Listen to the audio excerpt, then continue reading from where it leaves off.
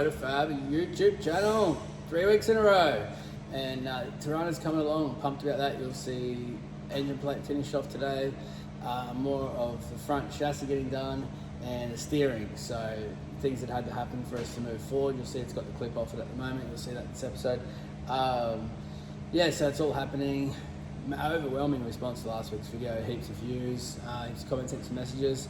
Absolutely love it, heaps of new followers, so that's awesome. So keep that up, really enjoy it. Hopefully you guys will stick with us till that 6-second pass, that big goal that I want to make happen, I will make happen. Yeah, loved all the comments, there's a bit of constructive criticism there. Yeah, this isn't a how-to video, it's not a tutorial, this is what I do with my my weekends and my cars, and yeah, I'm all for. I love getting learning something new, so if you guys can bring me anything new, that's great. But sometimes people comment that maybe haven't done the things that we've done here, but that's up to them. So yeah, at the end of the day, I judge the way someone does something by the success that they have at the end of the task. If the car goes down the strip and they've got their runs on the board, they're obviously doing it right. And there's always different ways to do things, but yeah, it is what it is. So I do things a little bit differently sometimes, but I tend to have a bit of success in what I do. So yeah, so I'll keep doing things like that, and when I find new ways, I'll do that too. But yeah, it was more entertaining than anything else. I liked it. Got a lot of criticism about sharpening the drill bits on the side, which I've done it that way for 15 plus years and never had an issue, so I don't really understand what the issue is. I find the side of the stone to be truer, so the bit doesn't skip so much. Also, if you slip when you're on the side, you slip past it, so you don't hurt yourself. If you slip where you're in front of it, you slip into it. So that's why I've always done it on the side. And we drill a lot of holes here. So drill bits that I sharpen, and I actually sharpen all the bits for all the boys and guys in the workshop. Everyone brings their bits to me for sharpening, so I do a lot of drill bit sharpening, and pride myself in the drill bits cutting quick and sharp, and two little tails and all that sort of stuff. So until someone shows me a better way to do it, I'll probably keep doing it that way. So yeah, so that's the drill bit sharpening covered, but thanks for the comments, really appreciate it. Heaps of new subscribers, that was really good. So keep that coming, keep smashing that subscribe button, absolutely love it. And thanks for the support, follow this Torana. Let's get into it.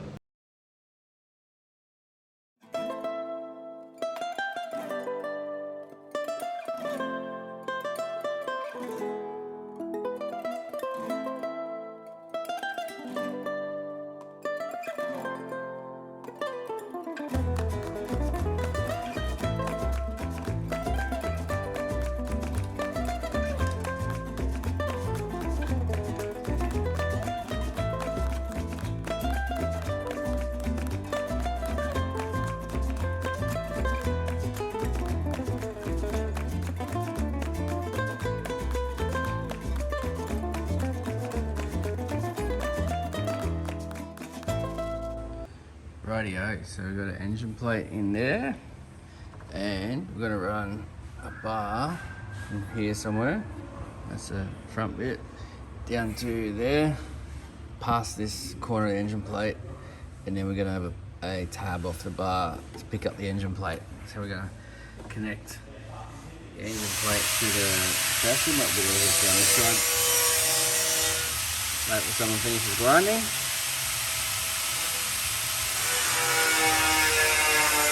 So we'll get here, down to there, pick up that corner. What you doing, Chevy boy? So I got the front panels off. They're just here. They're all fiberglass, obviously. Just to make it a bit easier to work on. They will just clip off and on when the car's complete. But I'm still deciding I'd like to have the bonnet so you can come off separate without the panels, so you can take the bonnet off without having to take the whole nose cone off. We'll see how that goes. Yes, I know we've got some wild steering. This is just dummy at the moment. I've got this a lot further forward than what needs to go until I get the balance, the crank and the balancer and the fuel pump mandrel and all that in there. And then once everything's in, I'll be able to push this back as far as I can. Obviously, normally it would be higher than it, but trying to get the center of gravity as low as I can. The rack may have to run in front, which is pretty normal for a drag car. Now, I've just made up one of these bars here. So that's gonna go in there like that. And then a little bit of chassis tech here. So what we will have is, and we don't need to hold it so you'll see it go, but we'll have another bar runs along under here and a bracket off there. So this, at the moment, this is what you would call a single frame rail car. It's got the single frame rail, but we will put a second rail from that axe there. Obviously I don't want to do it down here because then it's in the way of the steering again. So we'll have that bar down there and then a rail off that through to the back, which will stiffen up the front a lot and effectively make it a twin frame rail front half. All the big power stuff is all twin frame rail, but I'm going to run a thinner gauge second rail. A compact car like this doesn't need as much bar work as a bigger car. So yeah, so we'll run the sort of semi-twin rail setup, and then same inside the car will be a semi-twin rail front. So yeah, that'll keep the twist to a minimum. And then yeah, let's do this and I'll go through more bits as we go. So we're just going to notch that tube for the front piece for the other side. We're back on Old Faithful today. As you guys probably saw in other episodes, we've got a really big flash tube notcher. I've just got to make up the tooling for each size tube, which I haven't done yet. So yeah, we've only got 6 notches or so to do today, and it's all pretty thin stuff, so we'll just whip through it with this. And then you'll see the big notcher at a later date. I'll show you how we notch the end of the tube and how it fits up. Here it goes.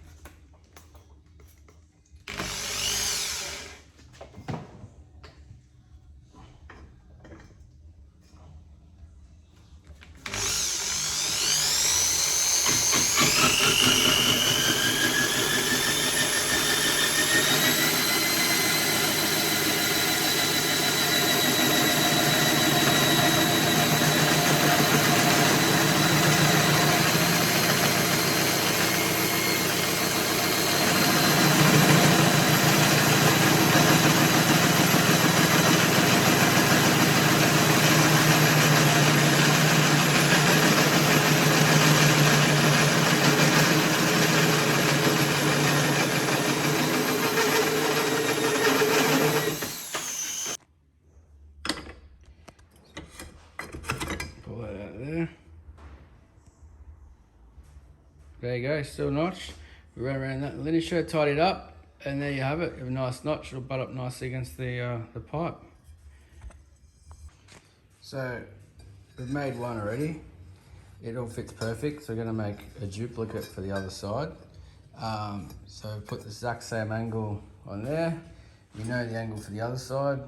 Now obviously if you try to put that through there, it doesn't fit the way that notcher is, unfortunately. So we cut that off there, and then you've got our line. So I've just marked out the exact same distance from there to there on here to here, so they'll both be identical, and both identical angles.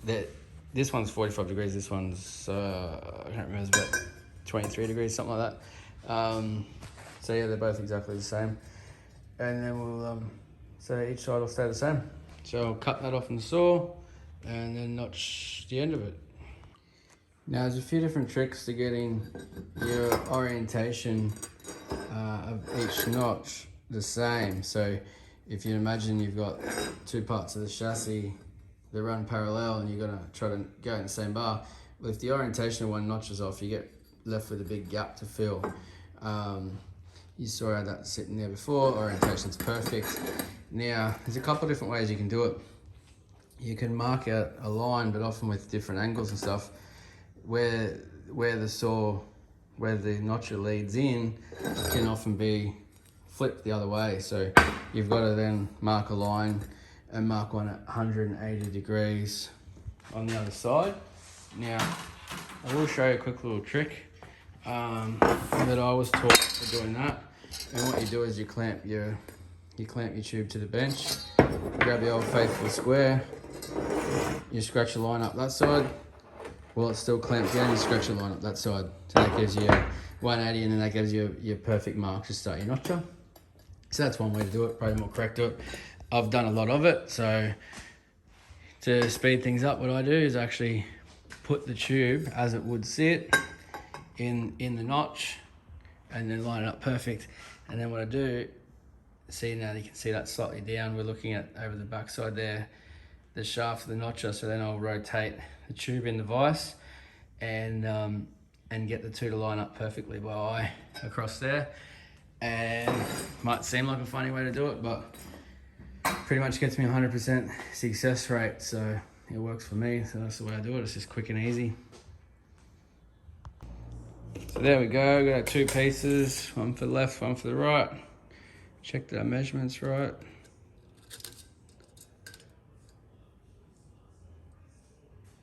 $359.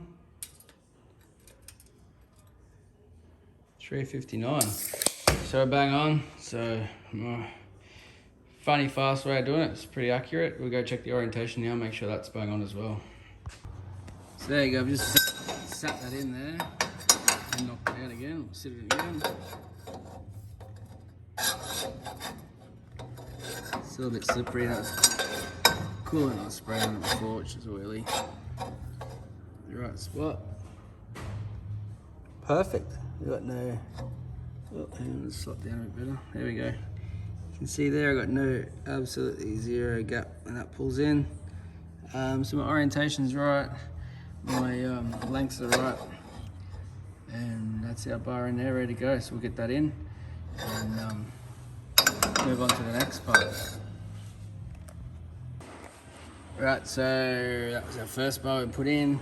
We got one on each side, and then you see the tail stick through there, and then that bar there. So that's the, you see there? That's the side bar I was talking about. It's really hard to get, there you go. So then I'll pick up this top corner engine plate there, and you can see that splices the chassis together. And then this bit here, this bracket, weld onto there and pick up the engine plate. So then the engine will tie to the plate and the plate to the chassis, and this bar coming up here like that will drastically stop this flex. This trying to pull up. The engine's obviously going to pull up on this side. Now we'll do one on each side. That'll be super strong. So I'll get the other one made and we'll start tacking in.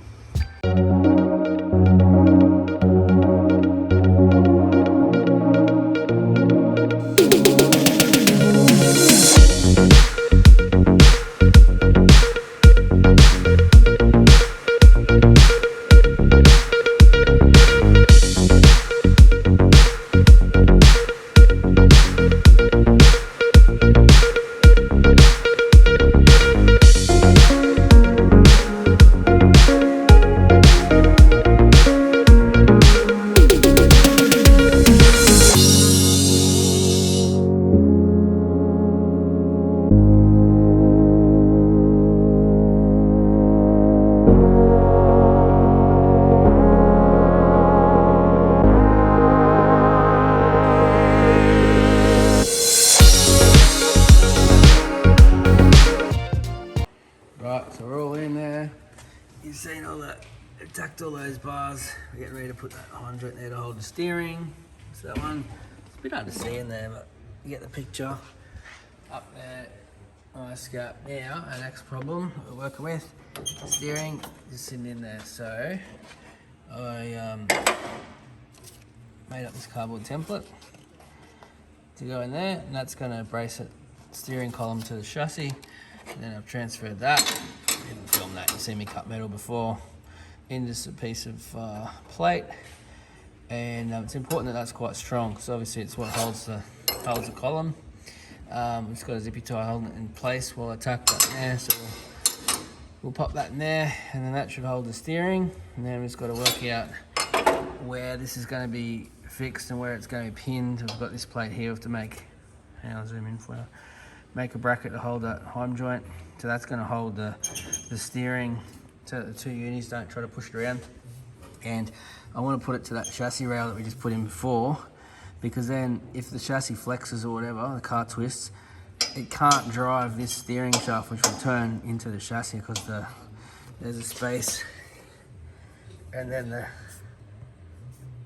you go there. So we'll have a bracket off there, plate locked between those two lock nuts. And then it can't, I've got plenty of clearance, but it can't twist the chassis and push this together. Obviously that's just sitting on zippy toe at the moment. Once it's flexed up there, that'll hold that, it's true. And then this end's fixed to the rack. Obviously these are just dummy mounts, so we work out the exact distance. We can go forward or aft. And there you go, we're coming along.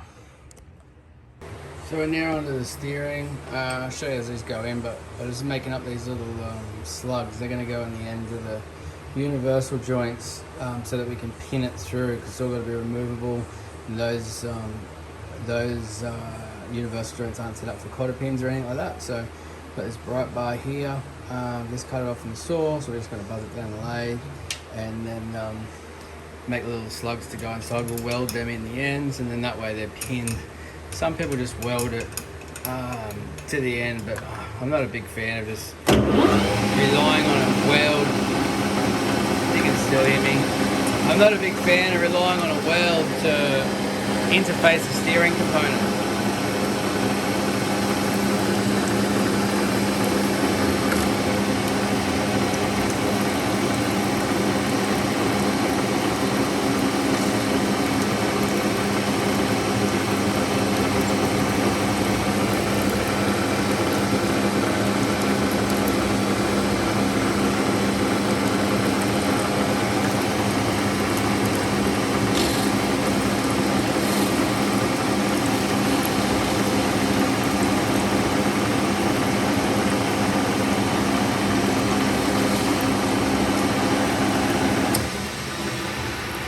So just make sure that we're nice and flush on the end there, nice and neat.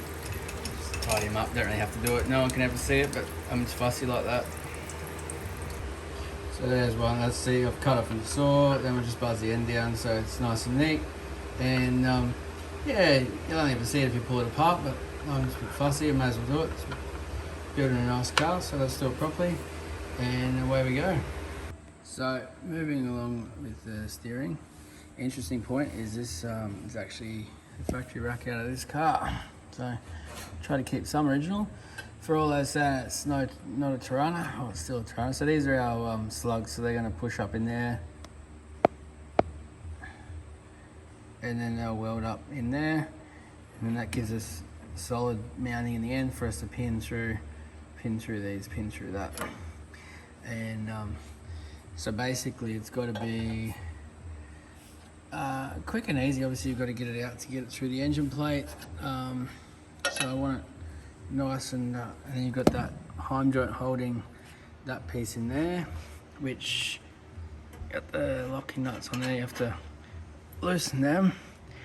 I'm hoping, yes, the left hand thread, hoping that loosened they're enough, yeah they will be, to get the this joint out. So then you've got to slip that out. So this will get a slug in each end of it. And a bit of a good fit. One in each end welded in. Drilled and pinned. So this one's already got an adapter to go between here and the solid shaft. So that'll pin through okay. And then that way.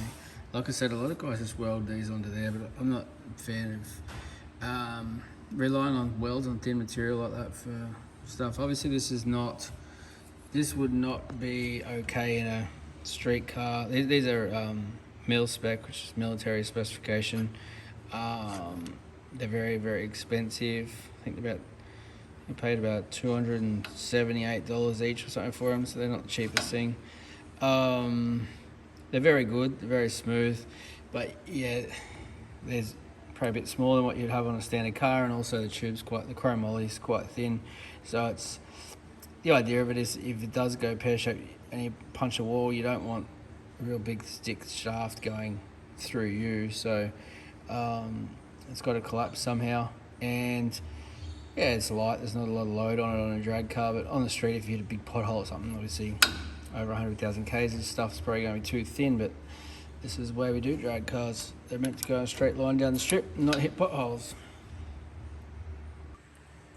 Right, so there you go. I've welded in our slugs, whatever you want to call them, spuds in the end of a tube each end. The weld is literally only there to hold it so the thing doesn't fall down the tube when you're trying to put it together, so it's not structural at all. Now the end of that's solid, so we can pin it through the universal joint. So I'll put that in the lathe now and just buzz the top to make sure there's no high spots, so it still slides nicely into the universal joint sleeve, because they're quite a snug fit. So we'll do that. Weld up the third one, which is in the column. I'll pull that out of the car, and away we go. So then, lucky last, we got this little boy. Fits in there. That comes with these strange SFI rated steering. That's the quick release coupler. Won't put it in because it's a prick to get out one-handed. And the good thing is with these, they fit. Actually, that's sort of what dictates the tube size that you use. So that's our shaft. Just welded in. Just welded in the slug in the end of that one. And this is the long one that goes through the column. So then that will go in there. And that'll get welded on there. We can pin that as well. So that'll be good. And the good thing is with these, that they have perfect fit. So you can actually slide, if you have to, you can slide that up through the column. There's nothing larger on the steering wheel side.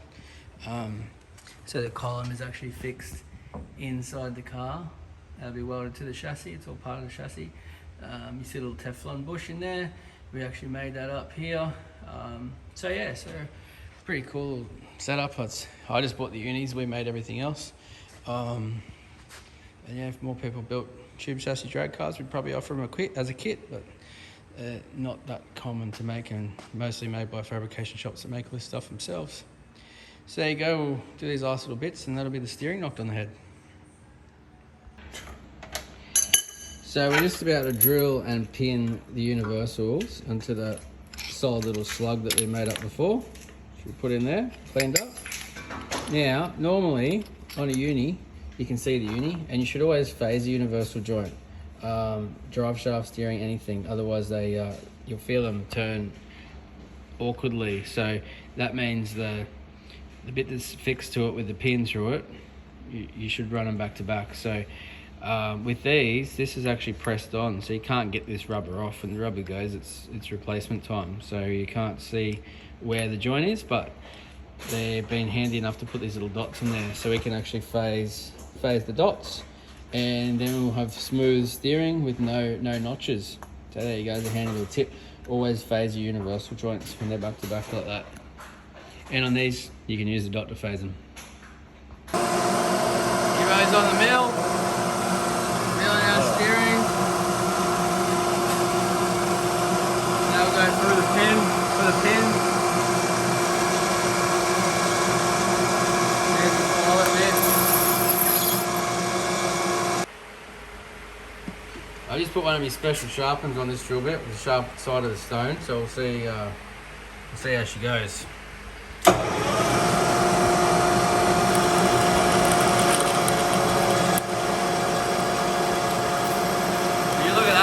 Two perfect bloody flutes.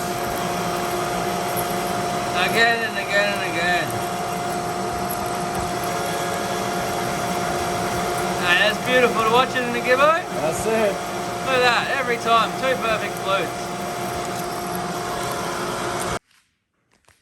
So there we go, steering all functional. So we're all in, pinned. That shaft in the rack is very hard. It's very hard. Actually had to grind the case hardening off it before we could drill it. It's a pain in the butt. There's our bits, pieces, bracket, and wheel turns, wheels turn. So yep, no dramas. Got to put a stop on it because it touches the old rail. I don't think Toranas are meant to have wheels that big on the front. So there we go. Ready for the next stage.